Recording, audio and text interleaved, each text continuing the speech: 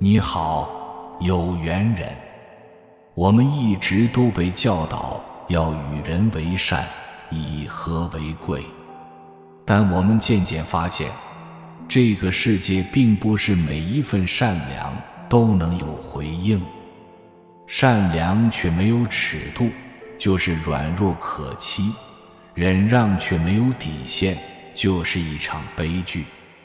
所以，遇到这三种人，该翻脸时就翻脸，否则你的生活会被拖入深渊，寸步难行。第一，给你满满负能量的人。道家认为，人与自然要和谐共存，保持内心的宁静和纯净。然而，现实中总有些人，他们的负能量仿佛无穷无尽。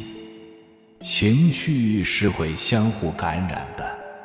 举一个简单的例子，如果你跟一个性格活泼开朗的人在一起，时间久了，你也会变得特别阳光，因为他总是那样的幽默，会给你的生活带来无尽的乐趣。即使你本来是一个性格内向的人，和这样的人相处久了，也会觉得生活充满希望。反之，若你跟一个负能量的人生活在一起，结果就完全不同了。即使你的日子过得还不错，有他的存在，他的不断抱怨和宣泄，你仿佛生活在水深火热之中。佛家讲求内心的清净和修行，负能量会让你的心灵蒙尘，失去对生活的信心和希望。第二，劝你宽容忍让的人。在生活中，有些人总喜欢对你说，你经历的那些和我的比起来根本不算什么，所以你应该大度点。可是道家和佛家都教导我们要认识自己的痛苦，尊重自己的感受。每个人都有自己的苦难和烦恼，不知他人苦，莫劝人大度。真正的宽容和忍让是需要时间和修炼的，不是一句轻飘飘的话就能做到的。这种无视你受苦，只会站在道德制高点上指手画脚的人，往往不是善意的。他们的劝说只是让你忍耐更多的痛苦，而他们自己却不会在同样的情况下表现出宽容和忍让。佛家讲求慈悲，但慈悲不是盲目的容忍，而是智慧的判断和适度的坚守。第三，对你过度索取的人。古有句俗话，升米恩，斗米仇。这是指，如果别人需要帮助时，你给了他一小点，他会感激你；但如果你给的太多，他就会形成依赖，一旦停止帮助，反而会让人记恨。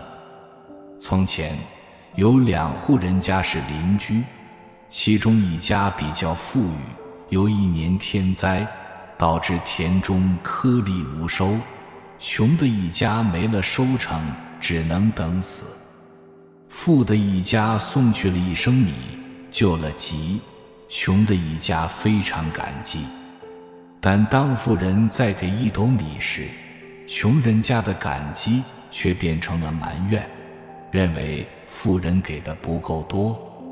于是2家从此成了仇人，老死不相往来。佛家强调缘分和感恩，不懂得感恩的人只会不断索取，消耗你的能量和善意。